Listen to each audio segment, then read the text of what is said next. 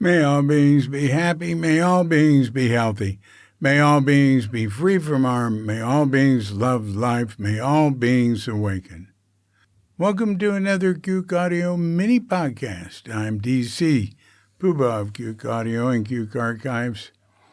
I pray that you and yours are safe and comfortable, free from economic hardship, and able to get out and do whatever it is you want within the limitations of the universal precept of do as little harm as possible. So I haven't said mini podcasts in a long time. That's what I'm intending to do. But this one, I don't know how to categorize it. Yesterday we read Sue Satermo's question to Suzuki, I want to go to Japan. And he said, no, you must not. Why? Because you don't know who you are.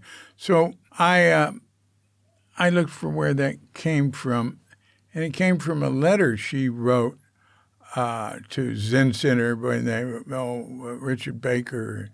Like shortly after he became abbot, he asked for people to send in stories. So I have a bunch of those letters, and I think I read.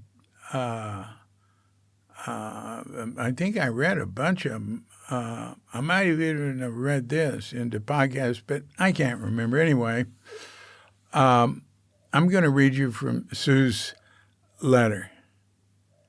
It's number one, Limelight. When I was living at Zen Center in May of 1970, I was working in the front office one sunny day when Roshi happened to come walking by with his stick. He told me to quiet down. I was being rather loud and obnoxious.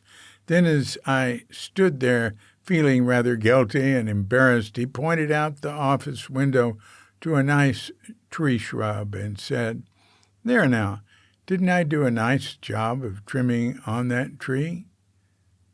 He'd been pruning it all week. Then he stood facing the different arches of the front hall and Buddha hall, using his stick to fan away the bad breezes and calming everything down. I guess it calmed me down, too. That's interesting. He said, "There now, didn't I do a nice job of trimming on that tree?" Well, I think that serves a couple of functions for him. One is, he's just scolded her or said, "Hey, quiet down." Usually he wouldn't do that.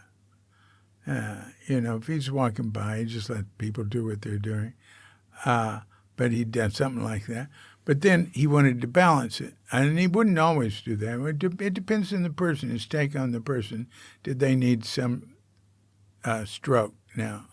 Are they going to bum themselves out too much on this, overreact to it?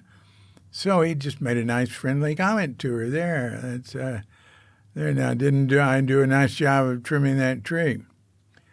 Well, he was really into trimming trees.